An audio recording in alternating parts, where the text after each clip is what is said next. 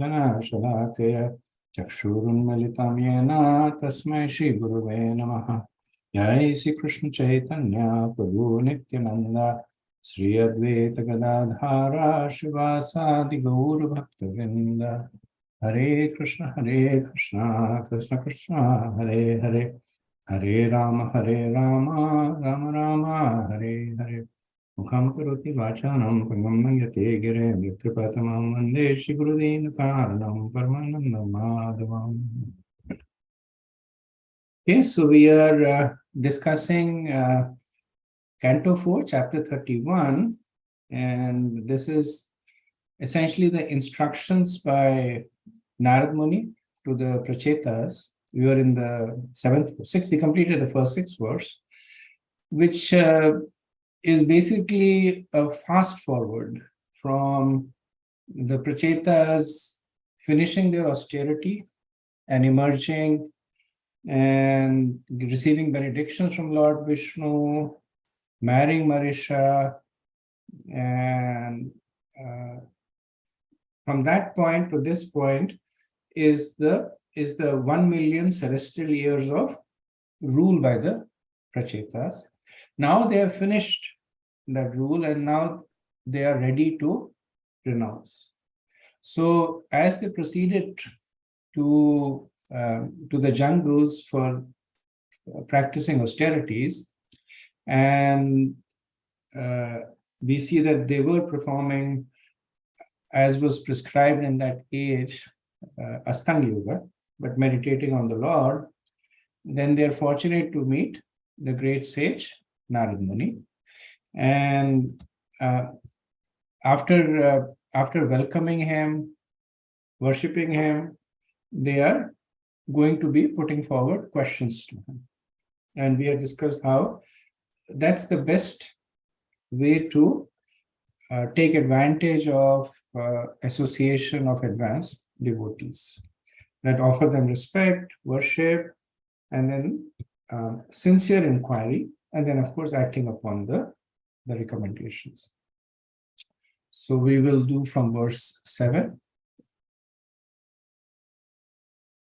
Kana pratyodayadhyatma Jnanam tattva tadarshanam yenanjasa tarishyamo dushtaram bhava sagaram. Okay, let's see. So who can read the translation? Sarang Prabhu, can you read the translations? Yes, Prabhu. Dear Master, kindly enlighten us in the transcendental knowledge, which may act as a torchlight by which we may cross the darkness science of material existence.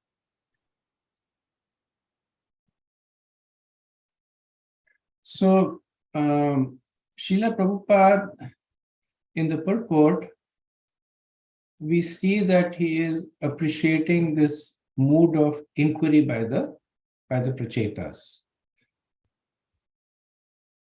He says that everyone should be interested in getting out of this material clutches. Everyone should approach a saintly person in order to be enlightened. And then he says that one should not bother a saintly person to get blessings for material enjoyment. That's the general conception that people have, especially in India, but elsewhere also, that when they associate religion with material gains. So I remember at my work, out of curiosity, I was also invited by a colleague. I attended there used to be a priest who would come and he would do Bible study group.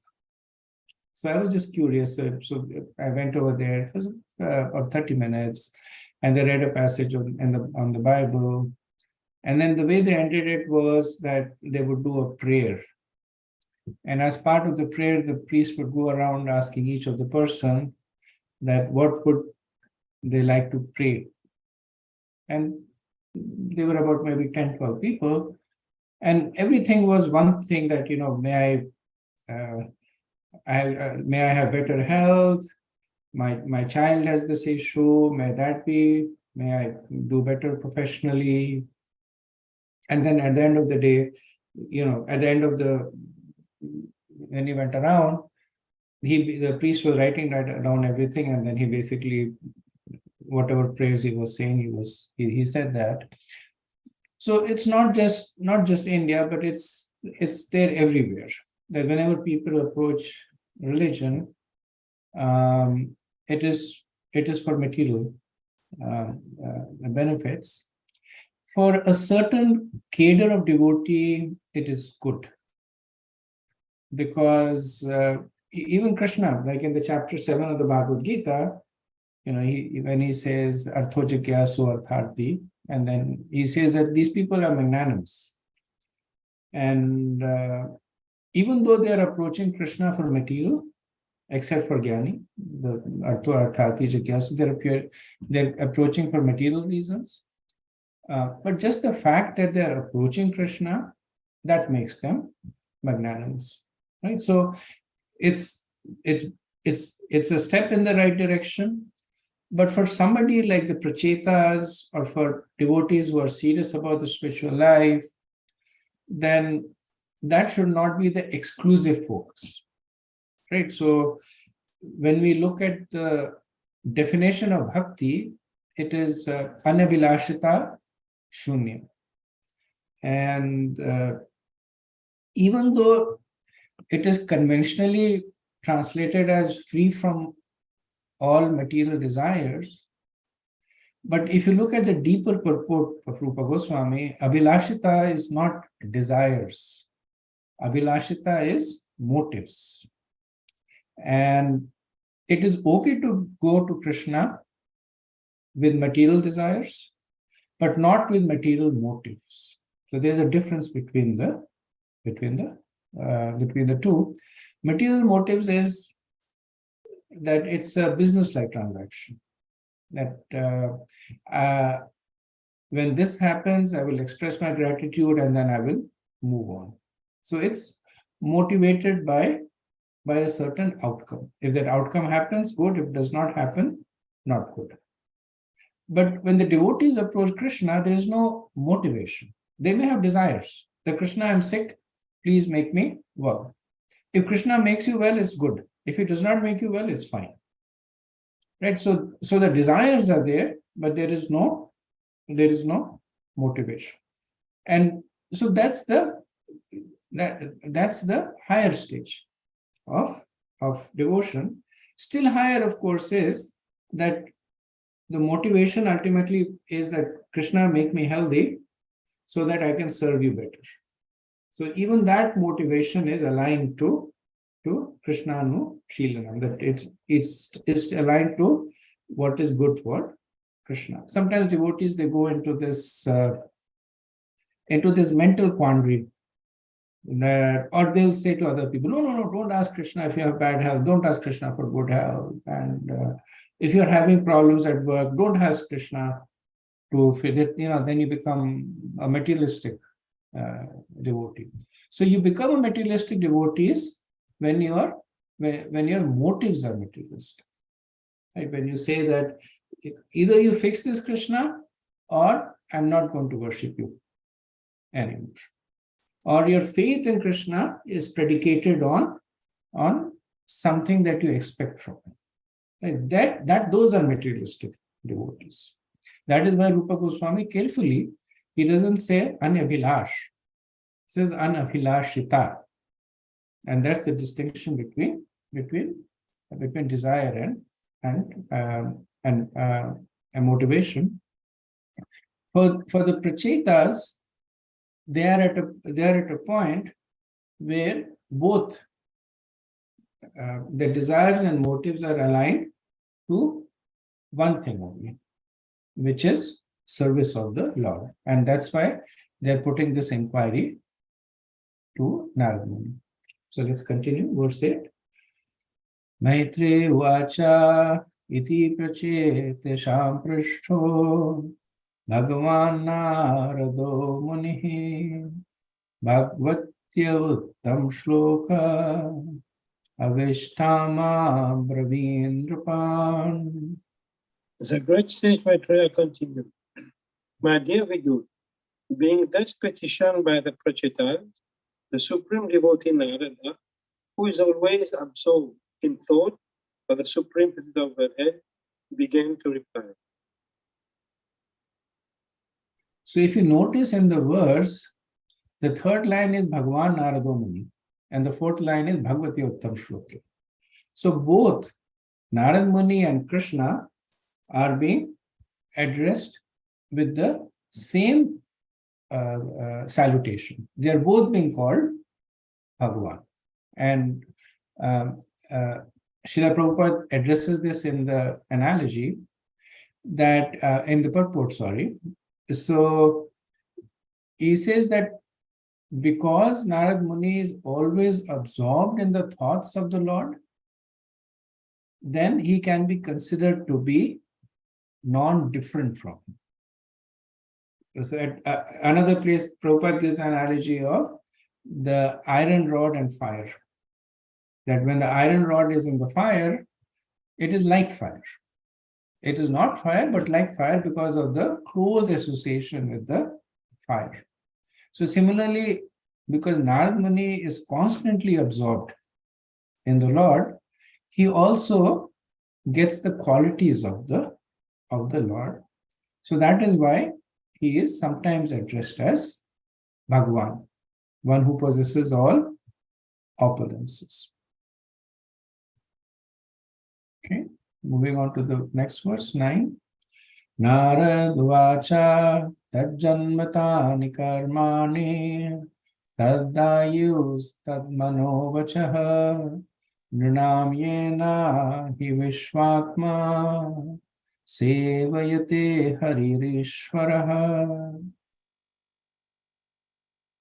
The great sage Narada said, when a living entity is born to engage in the devotional service of the Supreme Lord of Godhead, who is the supreme controller, his birth, all his fruitive activities, his life span, his mind, and his word are all factually perfect. So beginning from the verse 9 until verse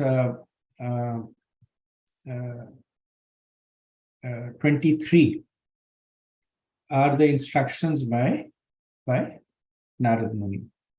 A little bit more than 13 verses, 15 verses, instructions. And this particular verse is essentially a summary of the instruction that Narad Muni is going to give. So just like in Bhagavad Gita, Krishna starts with chapter 2, which is a summary, and then he gives. So similarly, Narad Muni is starting with a summary of the instructions, that when the living entity is born to engage in devotional service of the Lord, everything becomes perfect. Right? So crisp synopsis that when you perform bhakti, everything is perfect. And bhakti, then he says, is essentially directed towards Krishna. So everything includes his birth, fruitive activities, ayus, manas, vacha. So sample, not that this is an exhaustive list, but like this, everything else is perfect. So whatever things that one attains while in the body should be used by the jiva in the service of the Lord, right? And then this instruction will unfold in the subsequent verses. So this is Adhyatma Jnana, right? Once birth becomes a real birth, when he uses the body that he gets for this purpose. And the birth is, of course, because there's just discussion in the Prachetas, it is the human form of life. So otherwise, it is as good as the animal form that is there. Similarly, once karmas become real karmas, when they are used to serve the Lord. And one can add intelligence, strength, sense, austerity, study of the scripture, yoga, sankhya, sannyas, brahmacharya, and any other items. So Prabhupada expands on this and says that the real purpose of the human life is to inquire, Atatho Brahma Jigyasa, right? And he talks about the prachetas, that they are not about the pracheta. He's talks about the contemporary people. He says that they are no longer interested in advancing in God consciousness. Formerly, the forefathers were engaged in executing religious principles. Whether one is Hindu, Muslim, Buddhist, Jewish, or whatever, everyone has some religious institution. Real religion, however, means becoming God conscious.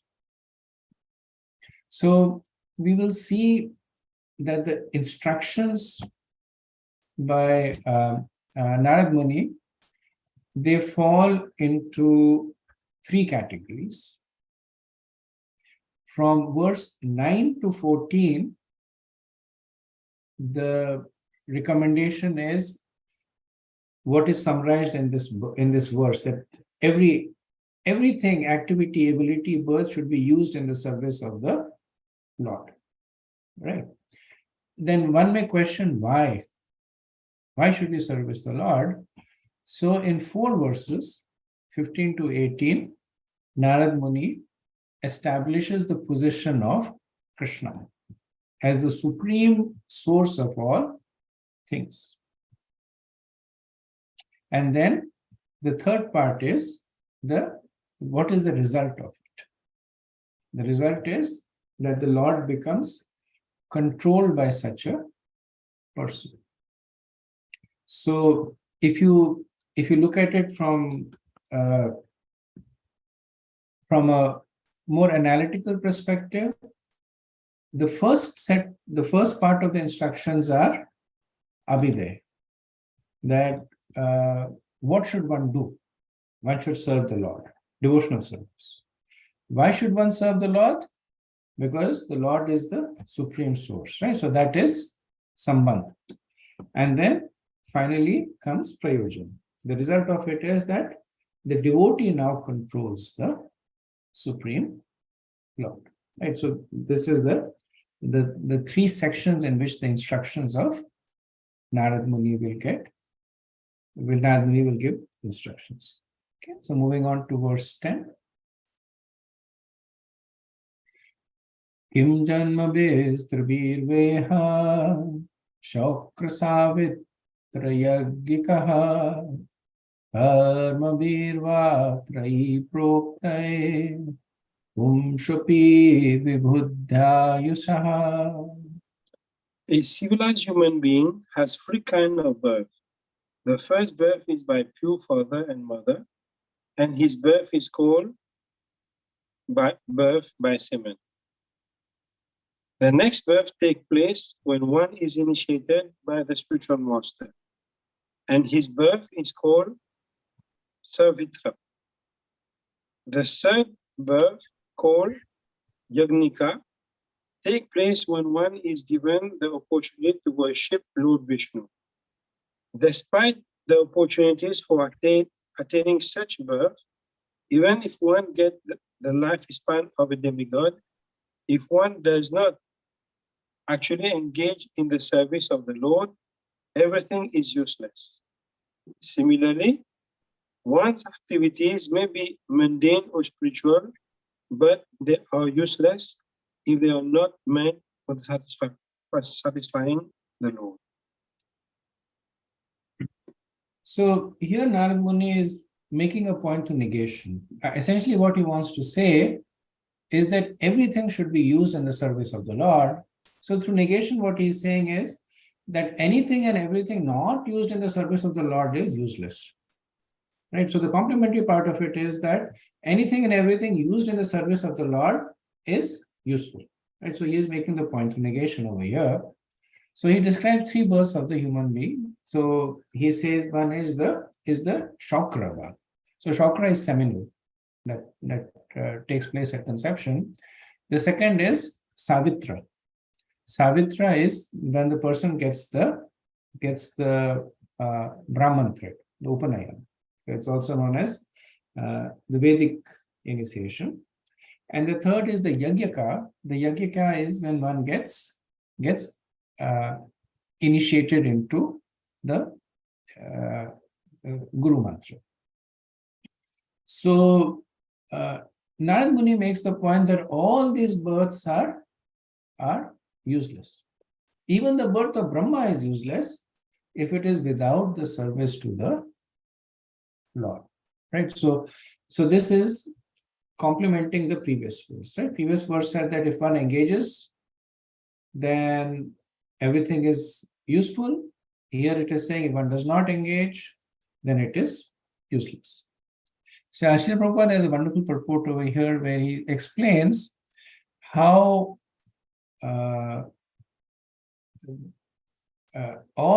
everything can be dovetailed in the service of Krishna, or how everything can be made Krishna conscious. Right. So then he says the seminal birth, the Shakra birth, by doing the Garbhodan Sanskar, it becomes spiritual. Then the Savitra, which is the Vedic initiation, by Harinam Diksha, first initiation. Right? Prabhupada says that in our Krishna conscious movement, we therefore offer the students first initiation and allow him to chant the Hare Krishna Mahabharata. Then the Yagika initiation, this is Brahman Diksha. And Prabhupada says that by chanting regularly and following regulative principles, one becomes qualified to be initiated as Brahman, and then he can worship Lord Vishnu. This is known as Yagika Janma. In Krishna Consciousness Society, unless one is twice initiated, first by chanting Hare Krishna and then by Gayatri Mantra, he is not allowed to worship the deities. So Srila Prabhupada then quotes verses to support the spirit of these verses spoken by Narad Muni, that the only qualification for advancement in spiritual conception is surrender to Krishna and no other consideration. So he quotes these verses that even if one is born in a family of Chandal, if he engages in bhakti, he becomes the best of a Brahman. But if a Brahman is devoted to devotional service, he is lower than a dog eater. And then quotes Prahlad Maharaj, 7, 9, 10, that even if one is a Brahman and is qualified with all Brahman qualification, he is considered degraded if he is averse to worshipping the Supreme.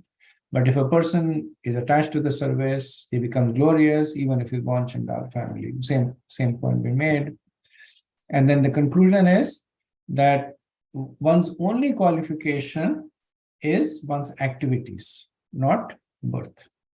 Prabhupada says that it is not a fact that because one is born in a Brahman family, he is automatically a Brahman. So this is a theme that comes pretty regularly in Prabhupada's teachings and the Vedas, that there is really nothing as by birth, varna.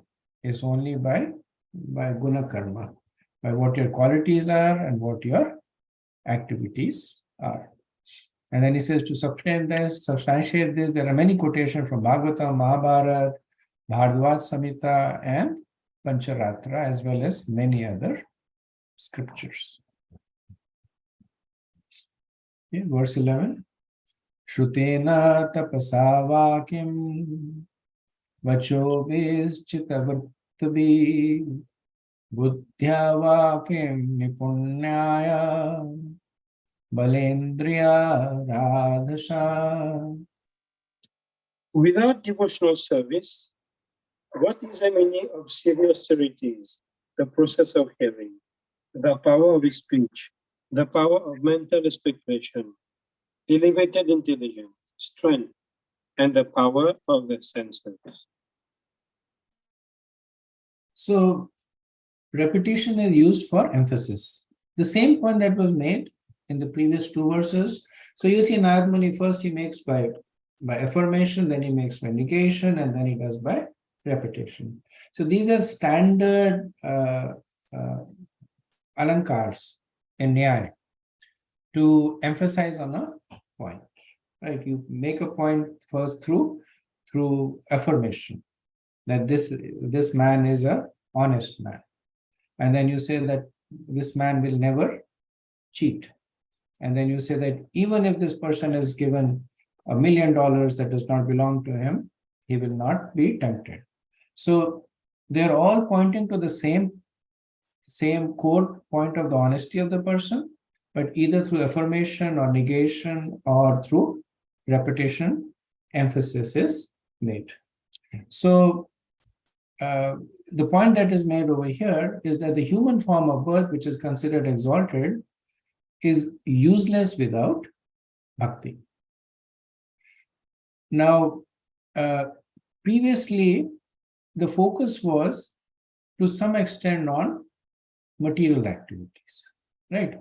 Now, the focus is on spiritual activities.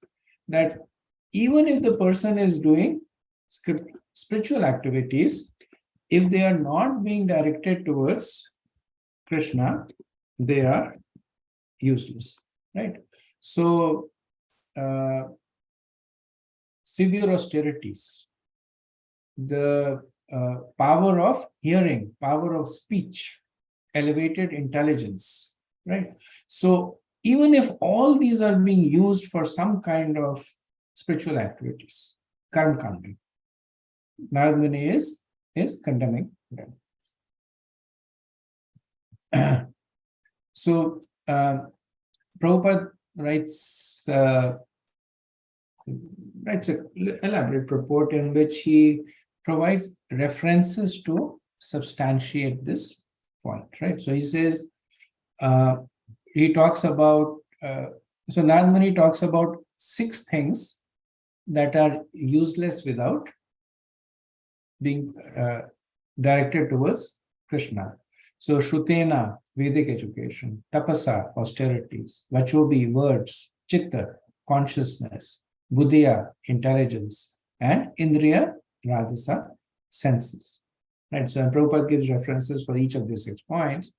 So he says that for Shrutena, he says that our relationship with the Supreme Lord is never advanced by simple study of the Vedas. And he quotes the Mukunda Upanishad 323. And the Mayavadis, they study the scriptures. In fact, they study it a lot more thoroughly than the Vaishnavas do. But because they don't have that spirit of surrender to the Lord, they don't make any advancements. Then for Tapasa, Prabhupada says there are many religious systems wherein penances and austerities are stressed. But at the end, no one understands Krishna. Therefore, there is no point in such penances. And he's not mentioning it explicitly, but he's pointing to Jainism over here, where there is a lot of focus on austerities. But it is covered atheism. There's no Krishna, there's no God there. Then Vachobi, words. And here Prabhupada talks about the professional reciters. So with words, they're glorifying the Bhagavatam or the Ramayana or the Bhagavad Gita. They may be very expert in Sanskrit, they have good scholarship, but Prabhupada says that they cannot impress upon the audience the real essence of knowledge, Krishna. Then Chitta, consciousness, is Prabhupada says there are many thoughtful writers and creative philosophers, but they cannot approach the Lord without bhakti. Then Buddhiya or intelligence, again he says there are many sharply intelligent people. They analytically study all the material elements. So 4 was for philosophers and 5 is for scientists, right? So there are many philosophers who are munis. They can agitate their mind, but unless it is used for the service of Krishna, useless. Similarly, there are many scientists.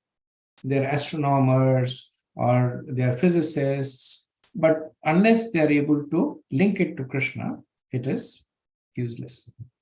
And the final one is the Indriya Radhasa, which is the senses. And Prabhupada makes this point that simply using our senses, there are animals who can use it better than we can do. Right? There was this course that was started from Chopati called the Science of Self-Realization course. Very, very, very effective, interesting course, 1 week, 5-day course. And it started off with this premise that what is happiness?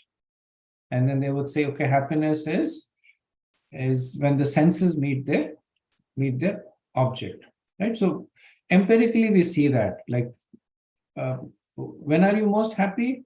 If you're hungry and you get food. If you're thirsty and you get something to drink. If you're tired and you get to rest, right? That's when you experience the most happiness.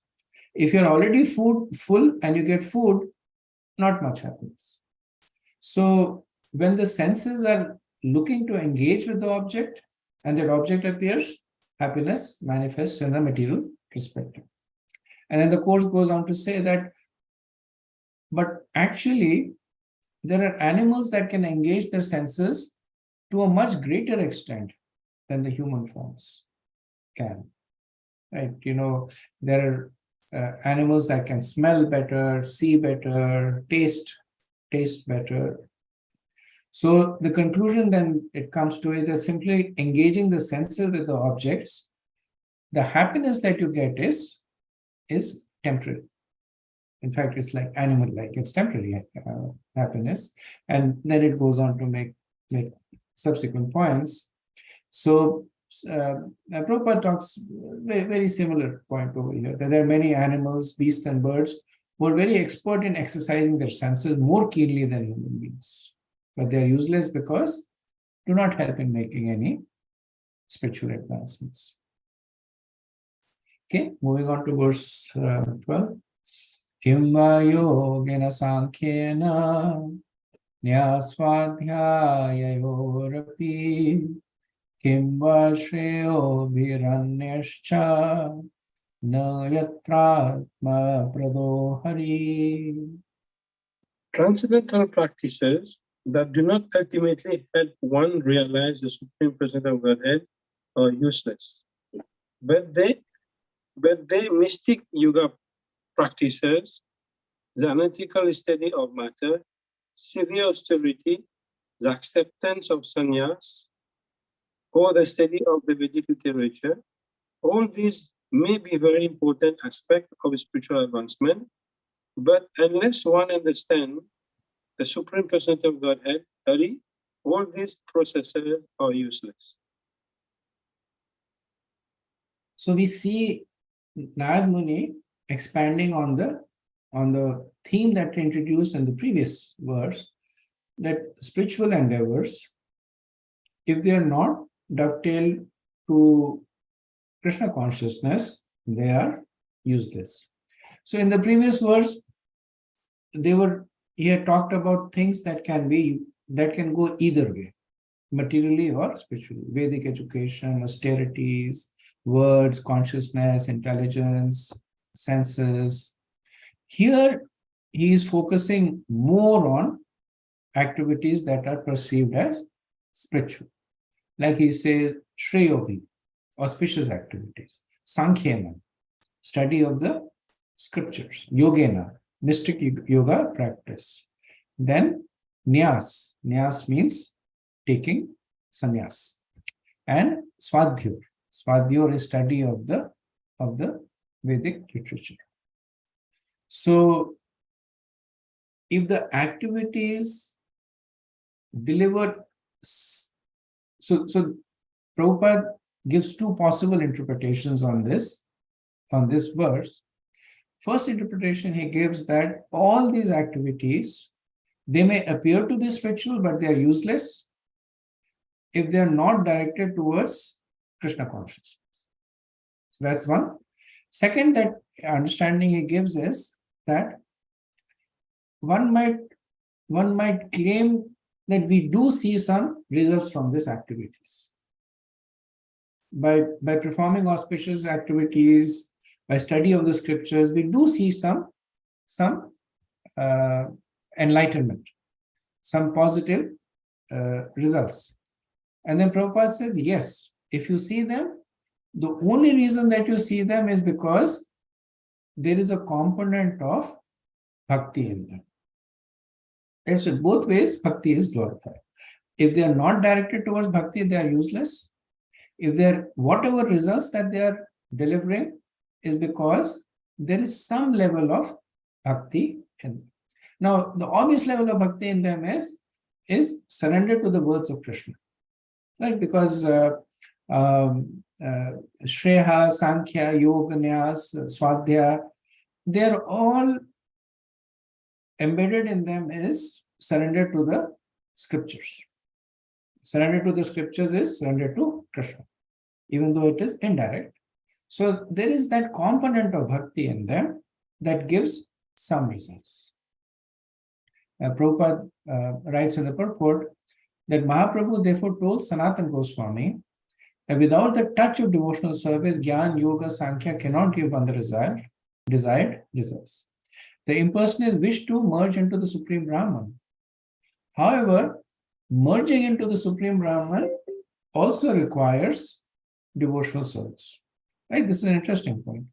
That how does merging into the Supreme Brahman require devotional service? Does anybody want to comment on it?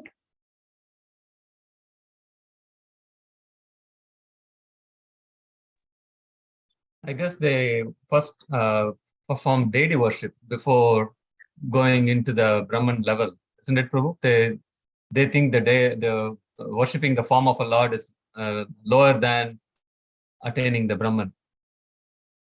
So once they attain the Brahman, they give up the deity worship or devotional service. Absolutely right. So they have to go through that phase. And you will see many Mayavadis who are in the temple offering obeisances, and here you will see them singing and dancing and chanting, or doing deity worship. They're looking at it as a means to an end, right there. So they'll say that we will worship the Lord, and then when we are advanced enough, we will become the Lord, or we will become one with the Lord. And surprisingly, you will see that in people residing in Vrindavan. You will see that amongst people who are singing a lot of very, very devotional bhajans. Yes, I mean, there are some who are outright Mayavadis, like Shishi Ravi Shankar, right? They start with this. They present this philosophy that the Lord is the person in the mirror, right? They start with that. The one that you see in the mirror is the personality of Godhead, even though he sings kirtans and all that also. But there are others who are more covered. They will do a lot of kirtans. They will give very rasika interpretations of the Bhagavad pastimes. But then when you sit and talk to them, then they will say that yes, you have to do all that to get the purification, to become the Lord. So that's why Prabhupada makes this point that even to become Brahmavadi, you need to perform devotional service. Even to become an Asthana yogi, you need to perform devotional service. So all endeavors are useless without bhakti, and any endeavor that yields any result does so because inadvertently or deliberately there is a component of bhakti that is present in them. So you can see Narad Muni's strong affection for the the position of bhakti and its potency. Okay, so we'll do one more verse, and after that we'll stop for any discussion. Shreyasham api sarvesham atmahayavadirartataha sarvesham api bhutanam hariratma atmadaha priyaha. Factually, the Supreme Person of Godhead is the original source of all self-realization. Consequently, the goal of all the spiritual activities, karma, jnana, yoga, and bhakti, is the Supreme Personality of Godhead. So Narad Muni is trying to substantiate the statements that he has made, right? So he's saying that everything is useless without bhakti. And Prachetas may say, why? So now he is saying that because the logic that he develops is that the goal of all these sadhanas is to satisfy the self. And he says Atma. He uses Atma over here. And Atma, as you know, can mean many things.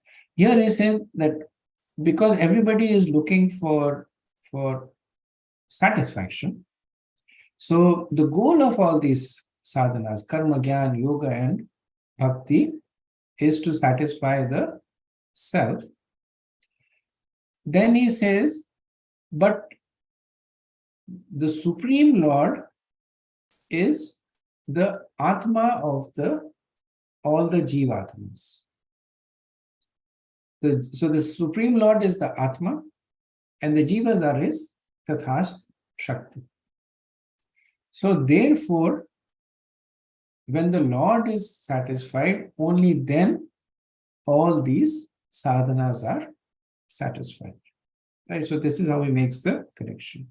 That one performs this to satisfy the self, and the self is really the Supreme Self. So only when these activities are done to satisfy the Supreme Self, then they are going to bear fruit. So Prabhupada, to substantiate this, he gives two quotes. He quotes from Bhagavad Gita 7.4.5, Bhumi Rapi Nalo Vayu, wherein he makes this, he substantiates the point that everything is emanating from the Lord.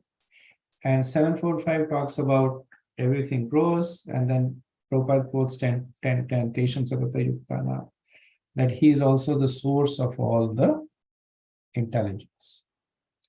So he says that the duty of the living entity is to understand his real identity.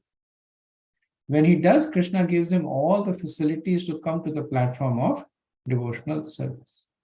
That is the perfection of life. And then he quotes from Vedic Upanishad, Yam evaishta vrate te na blabhyas tasesha atma vivurnate tanum swam. So this is a verse from Katha Upanishad. Vishwanath Chakravarti Thakur also quotes the same verse. And the translation is that the Lord cannot be understood by discussion, intelligence, or study of the Vedas. Rather, he reveals himself to that person he chooses.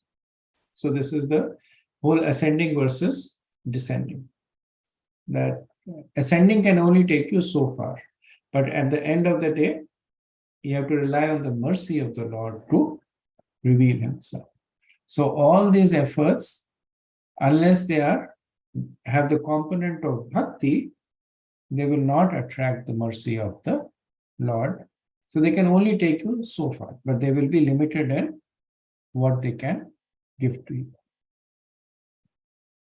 Okay, so let's see if there's any discussion on the points we have discussed so far.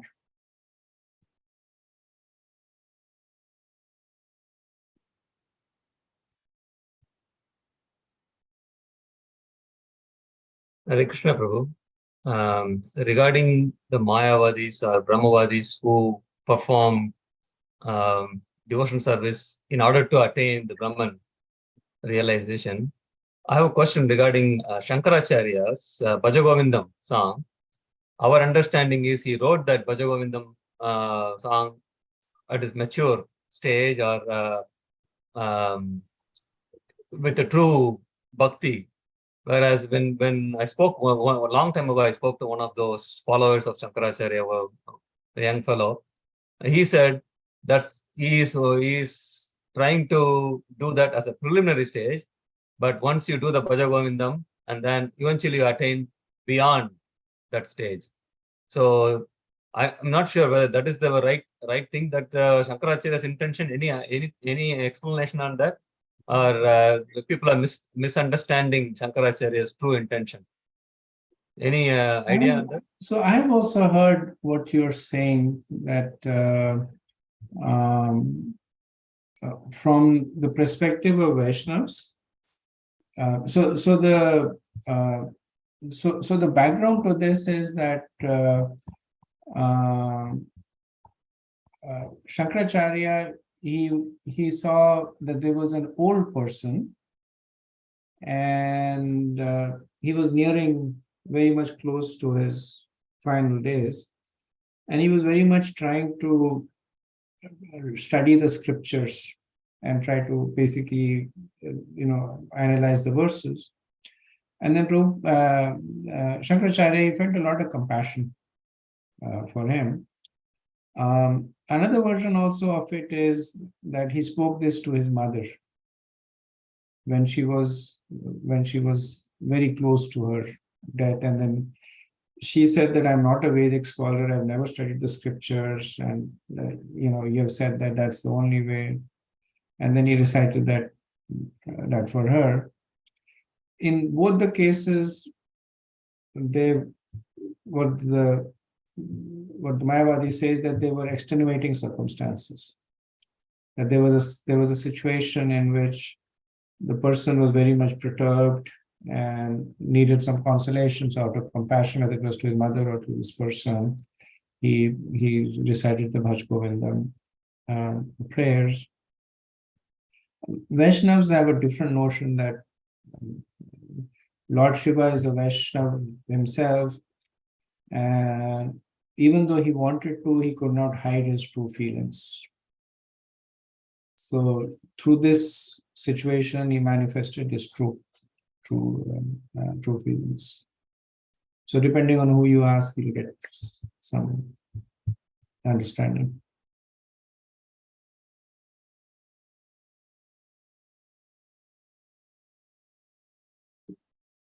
Okay. Any other thoughts, comments?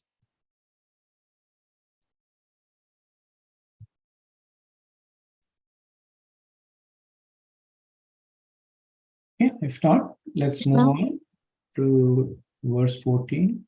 This is a very famous verse.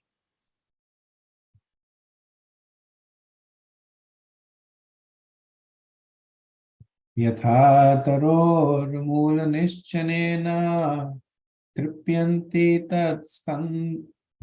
Different meter.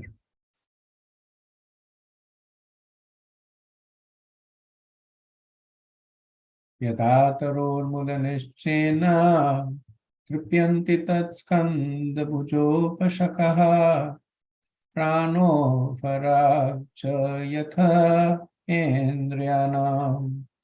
Tatheva sarvaranam achute jaya. Still one level cut the meter. Sorry about that. Yeah, Prabhu, can you read the translation?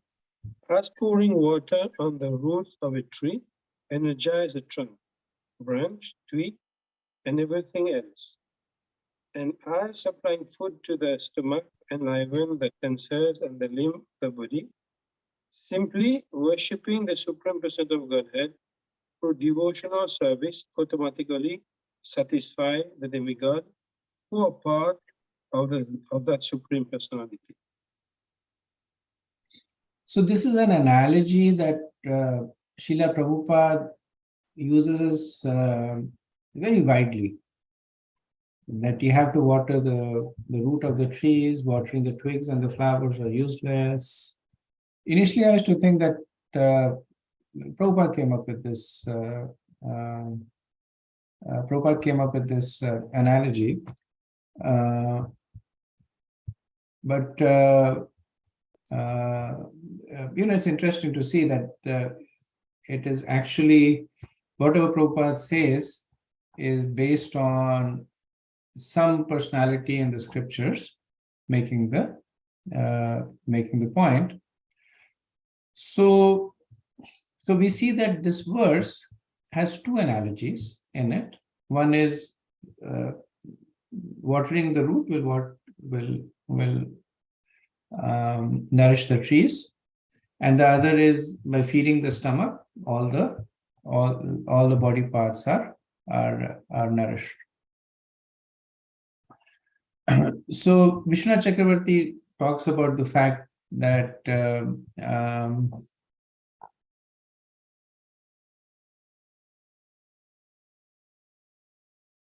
I'm sorry. Yeah. So Narad Muni says this verse to address two possible objections to exclusive devotion. Right. So the first objection is that that just as karma or gyan or sankhya or astang must be mixed with bhakti to get results, does it not mean that bhakti must also be mixed with karma and gyan to get results? And as per the scriptures, if one omits to perform the obligatory karma, then some form of atonement needs to be done. Right? Vishwanath Chakravarti makes this statement that if one is doing bhakti without doing the nitya karma, one that is obligatory, then the person attracts sins. So then he has to do prashchit there.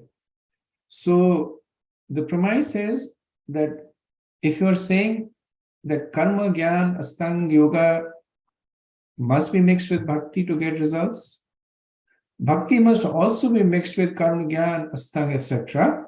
to get results. So the refutation to that is that the worship of Krishna is not exclusive to these activities. So it's not that if one does bhakti, one should not do any karma, gyan or astang, etc. The nature of bhakti is that it is inclusive of all these activities.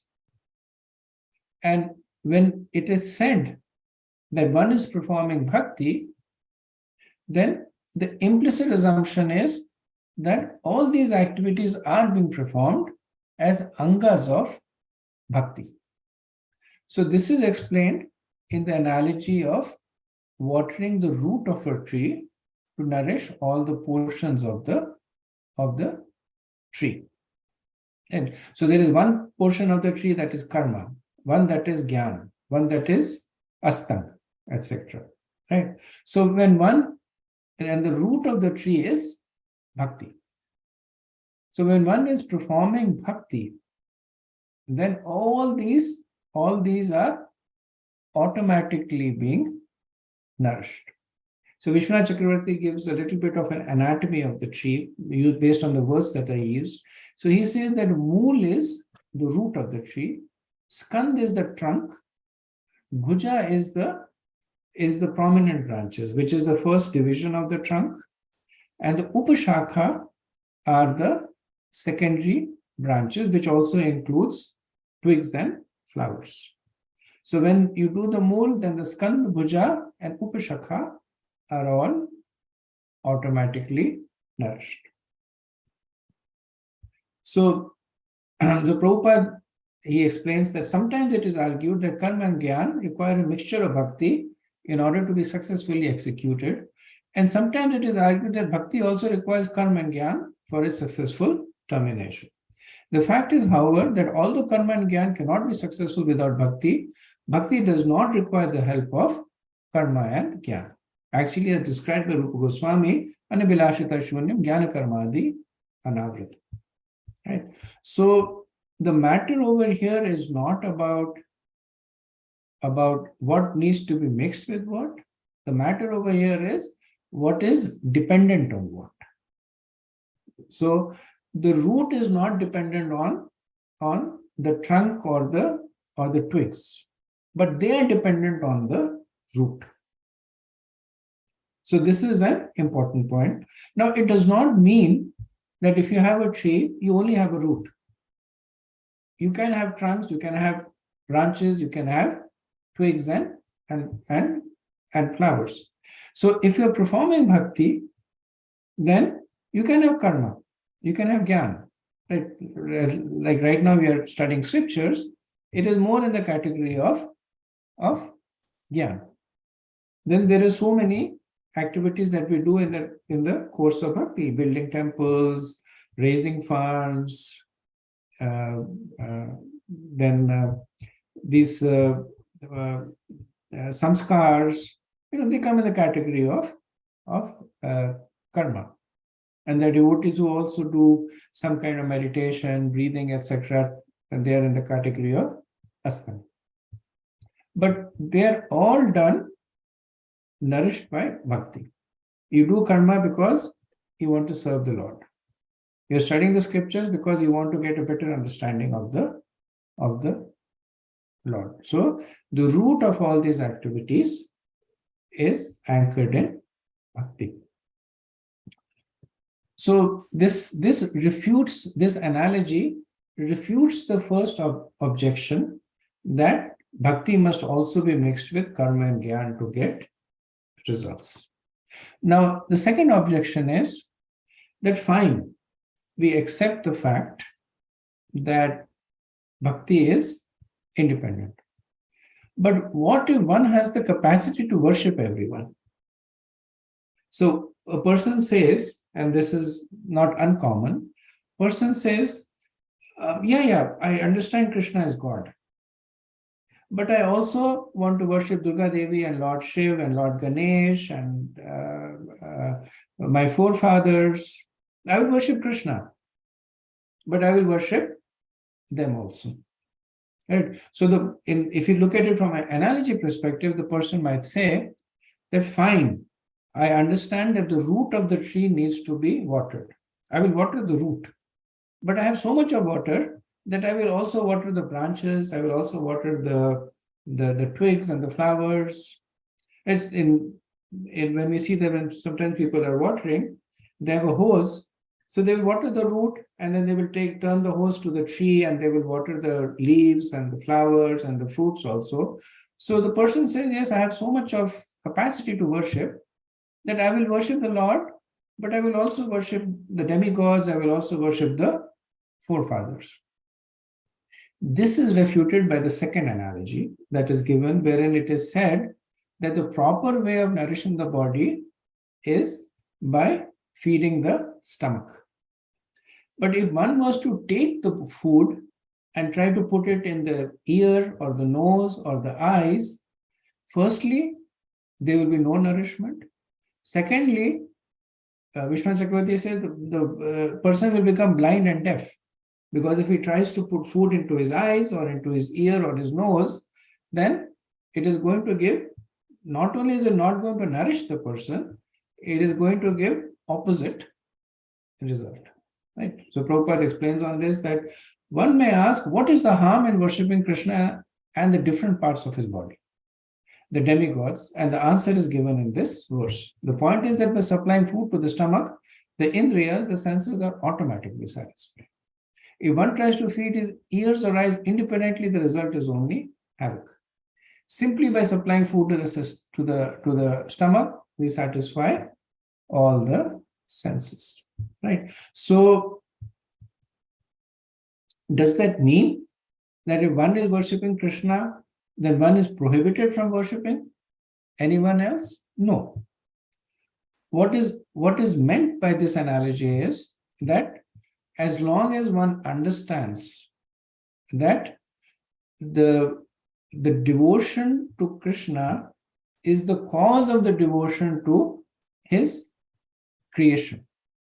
If one worships the demigods as representatives of Krishna, if one worships various aspects of the existence in relationship to Krishna, then it is going to nourish the bhakti in the proper way. Because essentially, the person is watering the root of the tree.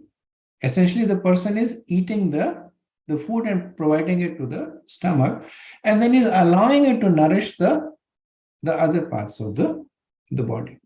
And so it does not mean that one is prohibited, but what is one prohibited from is that mentality that by putting food in my eyes will become nourished, or by putting food in my nose will become nourished, or my body will become nourished.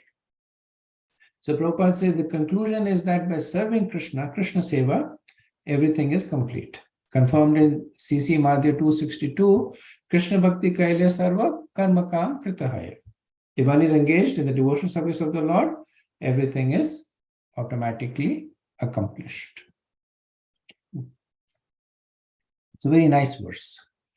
Okay, moving on to verse 15. Yatheva Surya Prabhavanti Varaha Punaschatasmin Pravashanti Kale Bhutani Bhumao Stirajangamani Tatha Haraveva Guna Pravaha. During the rainy season, water is generated from the sun, and in due course of time, during the summer season, the very same water is again absorbed by the sun. Similarly, all living entities moving and inert are generated from the earth, and again after some time, they will all return to the earth as dust.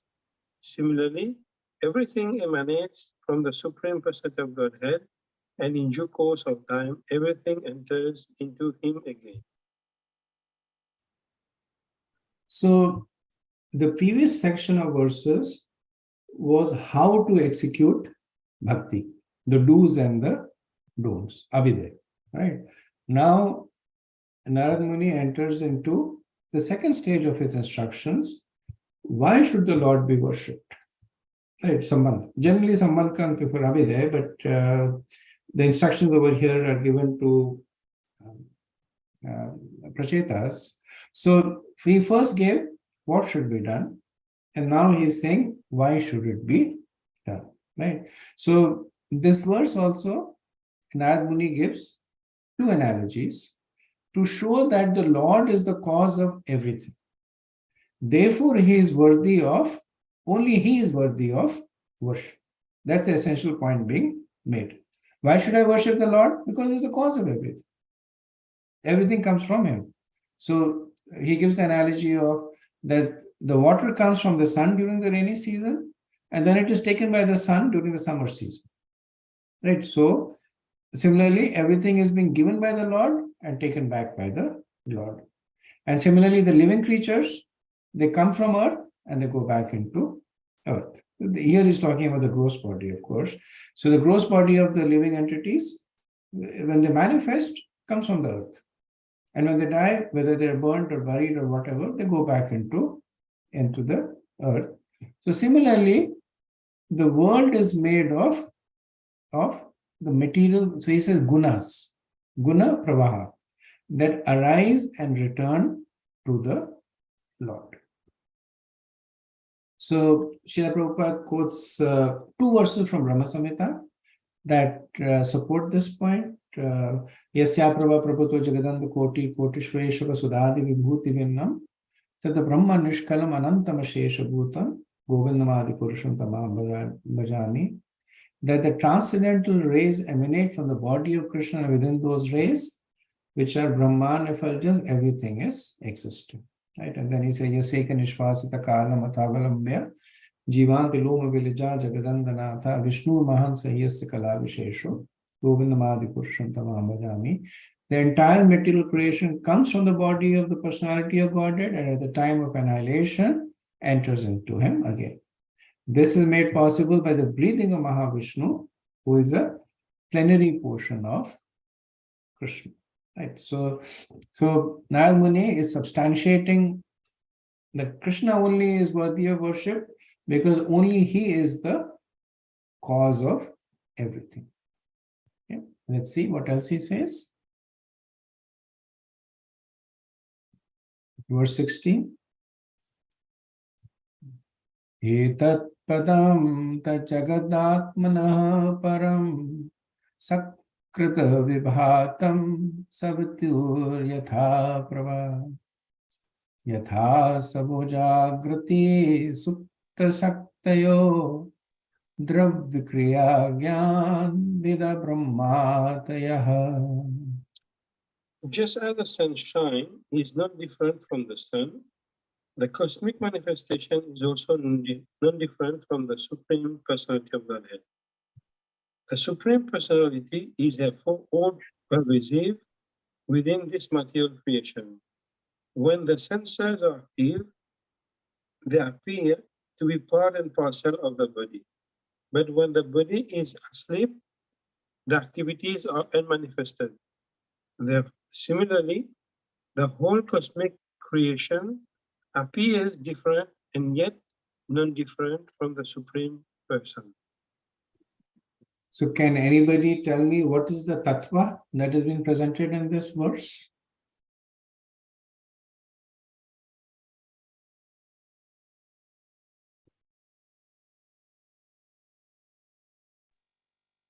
Is it Paramatma? Close, but not exactly. Especially if you read the last Pratibimba line. Tattva? I'm sorry? Pratibimba Tattva? No, read the last line of the verse, the Oh. translation. That the whole cosmic creation appears different and yet Vishwarupa. non-different from the Supreme Person. So the Vishwarupa of the Lord. You know, so Narad Muni- Isopanishad verse. Is it from Isopanishad as well? It explains a bit like that. yeah, all close, but the tattva that is being presented is Achintya Bheda tattva over here. Right. So the point that is being made, different and yet non-different from the Supreme Person. So previously Narad Muni had made this point that the whole material universe, the Lord is the cause of it. Then the question arises that if the Lord is the cause of the material universe, does that make the Lord material? Verse is saying no. He is material, but also not material. Prabhupada, right? This confirms the philosophy of Achintya Bheda Ved Tattva, simultaneously one and different, propounded by Mahaprabhu. Right? And I won't go into it because we are all extremely familiar with this. We did that in the 9th chapter of the Bhagavad Gita and many other instances where we say that that the Lord is the same, yet he is distinct from it. He is present in everywhere in the material creation, but yet also he is present outside it. Same point is made in the Chaturshloki of the Bhagavatam, where it says the whole material creation comes from the Lord, but the Lord exists before the creation and after the creation. Right? To say that the creation is one with him, but he is not one with the creation. So the analogy that is given to explain here is the association between the sun and the sunshine. That the sunshine and the sun are non-different, yet they are different because the sunshine rests on the sun, but the sun will continue to exist even if there is no sunshine. So Prabhupada said this is the meaning of simultaneously one and different. Achintya Bheda Ved Tattva.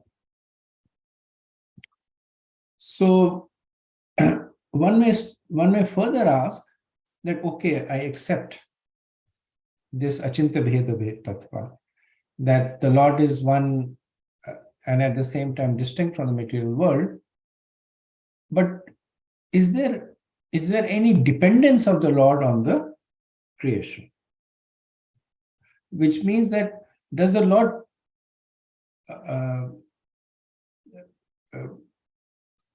like there are some thoughts, philosophies that say that the reason the Lord created this world is so that he could be worshipped. Because if there's nobody to worship him, then his position as the Supreme Lord becomes inconsequential. Right? If there is no Bhakt, how can there be Bhagwan? So is there a dependence of the Lord on the creation? And then Prabhupada refutes this in the purport. He says that when one sleeps, the senses are inactive, but does not mean that the senses are absent. Because when one is awake, the senses become active again. Similarly, the cosmic creation is sometimes manifest and sometimes unmanifest. When it is dissolved, it is in a sleeping or inactive state. Whether the cosmic manifestation is active or inactive, the energy of the Lord is always existing. Right? So this is the key takeaway from the purport, that the energy of the Lord is not dependent on the existence or the disappearance of the cosmic creation. And if you look at it further, Krishna is always Krishna. Whether he's worshipped or not, it does not change his position. Like tomorrow, one person in the introduction to Bhagavad Gita, Prabhupada makes this point that dharma is always dharma. It never changes. Religion might change how that dharma is practiced. But dharma is the intrinsic nature of the soul. Whether you are an atheist, so when a person becomes an atheist and says, I deny the existence of the Lord, it does not mean that the Lord ceases to exist. It also does not mean that his relationship with the Lord changes, because dharma does not change. The way that is practiced dharma changes. So the dharma of Krishna, just like the dharma of Jiva, is to worship the Lord. The dharma of Krishna is that he is the Supreme Lord. Now, from a practical perspective, there is not a situation where there are no Jivas, either in the spiritual or the material world. But even if there were none, then Krishna's dharma is that he is the Supreme Lord. He will be always there. Okay, so let's move on to verse 17. So as I mentioned, Narad Muni's instructions are very deep because he speaks in a few verses, but he talks about the three aspects of bhakti from a very philosophical perspective, which Prabhupada and the Acharyas have expanded on. Okay, so let's move on to verse 17. Yatha nahabasya abratama prakasha bhavanti bhupa na bhavanti anukramat evam pare brahmane saktastvamu rajastamaha sattvam iti pravaha. My dear kings, sometime in the sky there are clouds, sometime there is darkness, and sometimes there is illumination. The appearance of all these take place consecutively. Similarly, in the Supreme Absolute, the mode of passion, darkness, and ignorance appear as consecutive energies. Sometimes they appear and sometimes they disappear. So in the previous verses, 2 points have been made. One is that the Lord is the only cause of the material universes.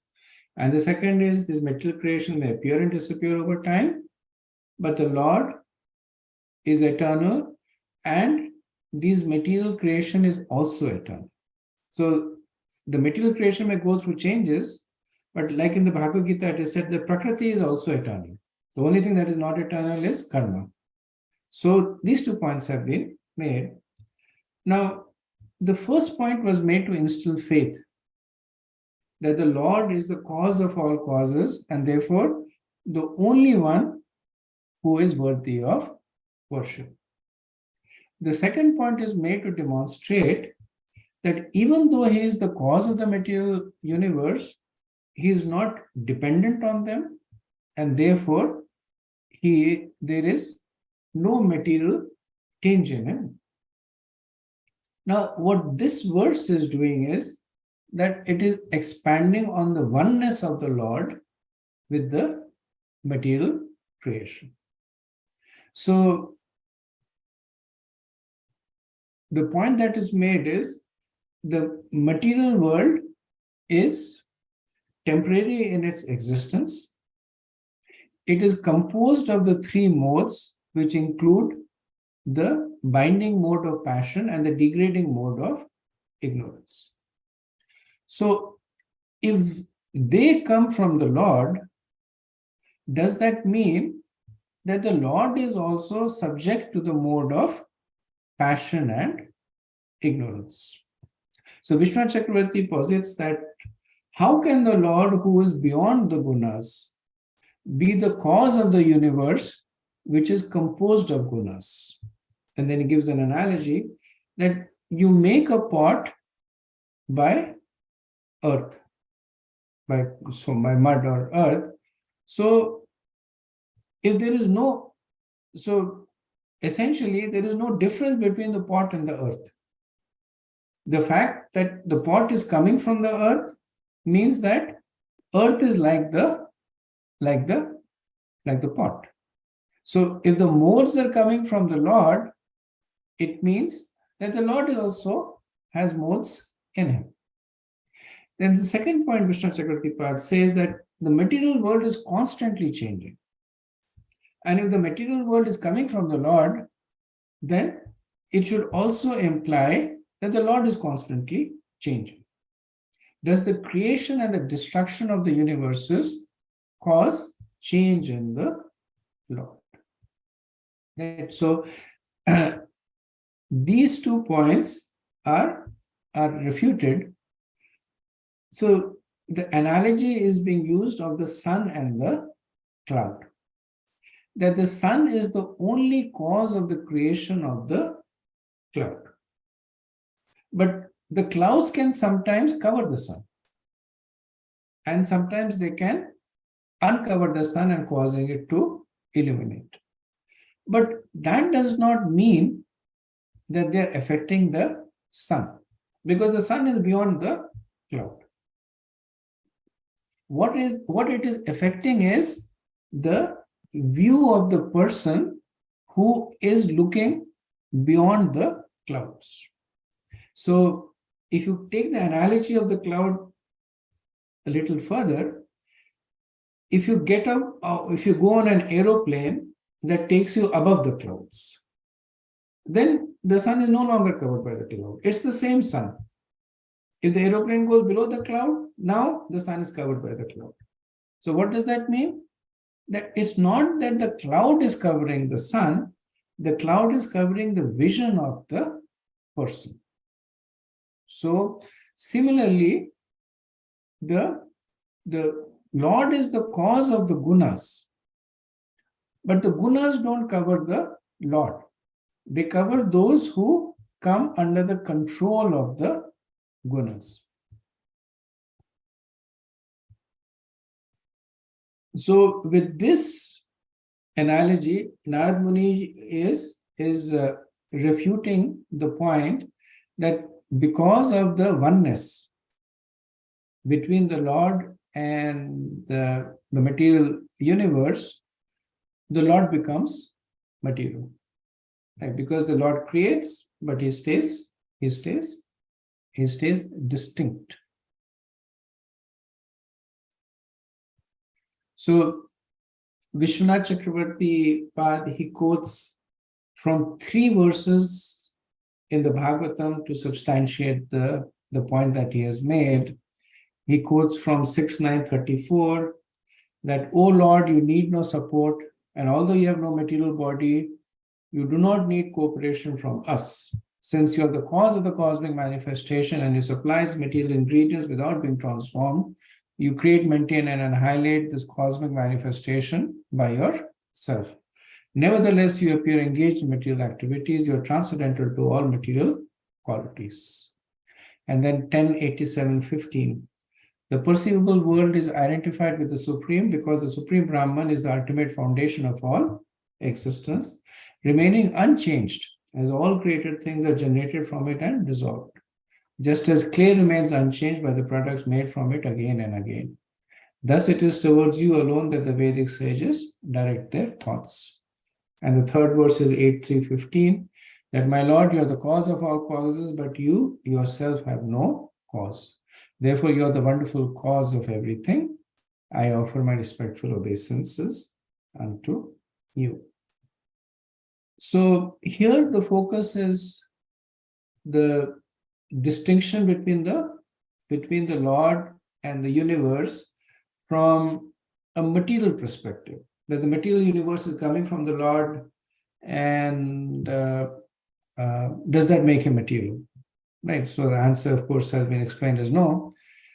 Elsewhere, the point also is made that even if the Lord has no material dependence on the universe, does he not feel happiness when the universe is created?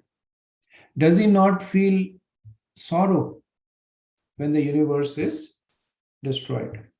Does he not maintain an active interest when the universe is being maintained, right? The happiness, passion, and distress. And refuting that point is the fact that while the Lord does all this, he is also disinterested. He is also neutral. So when he creates, he does not feel happiness. When he destroys, he does not feel any sorrow. And when he maintains, he does not feel any pleasure there.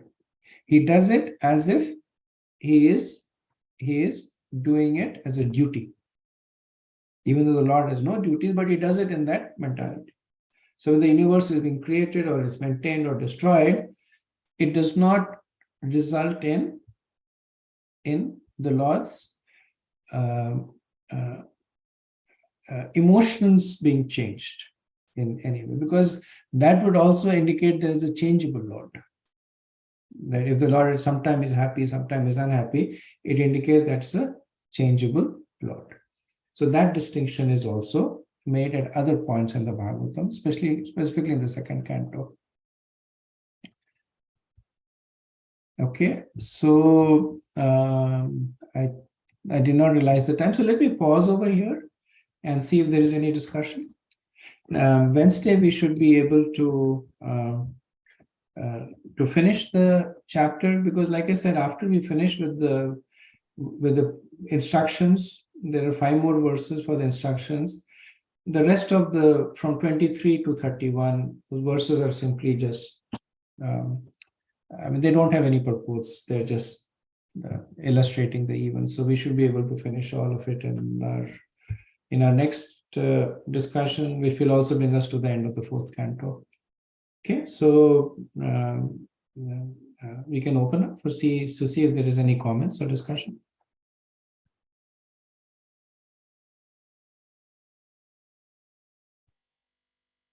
Hare Krishna, Prabhu. Even though we say that Krishna is very renounced, and but okay, as the Supreme Father, he's very everybody's a devotee, even though sometimes we turn away from him. I'm sure there must be some pain in his heart, so that even during the destruction of the earth, he wants everybody to come back home. In a way, even though we say that he is renounced. What do you think about that? So it's a good question, Prabhu. So one should not confuse Krishna's neutrality with lack of interest. So Krishna's interest in the welfare of the jivas, it is, all the scriptures, yada yada hi dharmasya, Krishna openly talks about that he is very much interested in the welfare of the jivas. But does he become affected by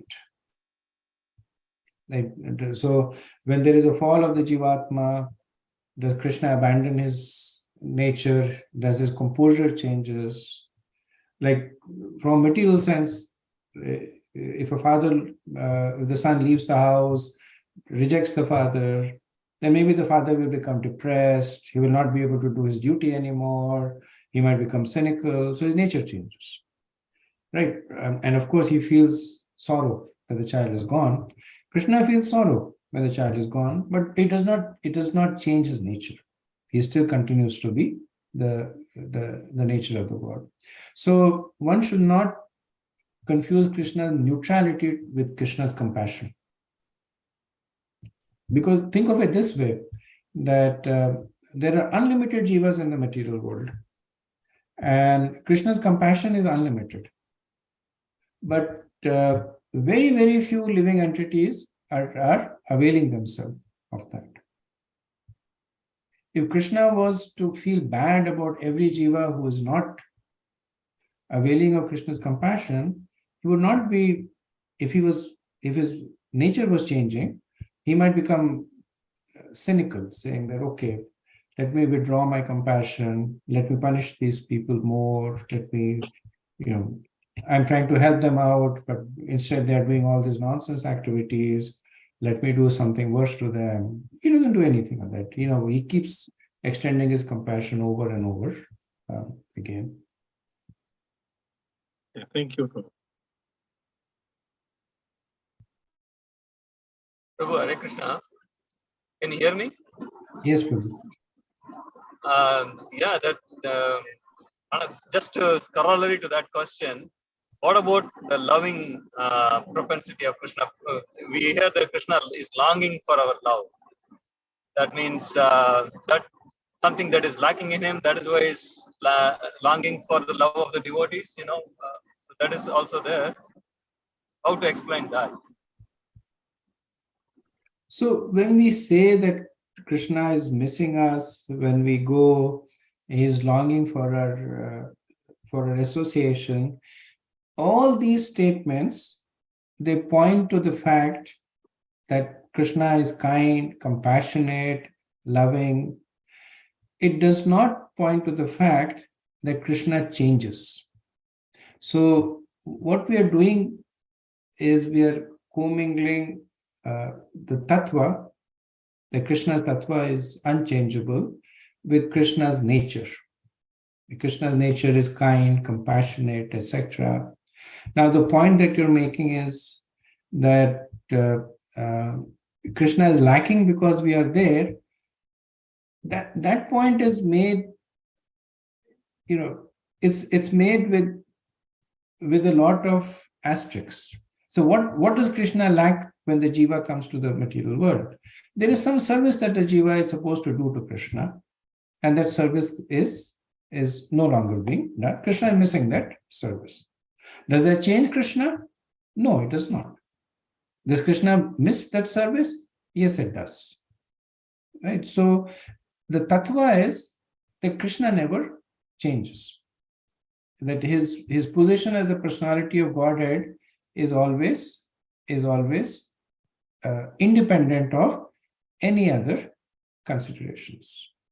But does that make him stoic? No.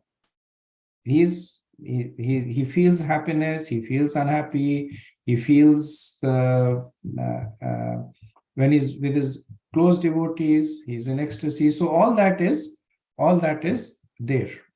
But they coexist. Because otherwise, if there are unlimited number of jivas that have fallen from the spiritual world to the material world, then Krishna would have changed unlimitedly. Right? But that is not true.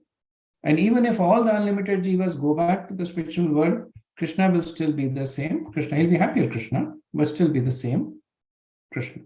So the tattva that is being made by Narad Muni is that the Lord is always Lord. He does not depend on his Bairangi Shakti, does not depend upon his Tathastha Shakti, does not even depend on his Antarangi Shakti. Right? He does not even depend on when we discussed the Chaturshloki in the Bhagavatam, that point was made. He does not even depend on the spiritual world. If the entire material and spiritual world would go away today, Krishna would still be the same Krishna. That's the tattva that's being put forth.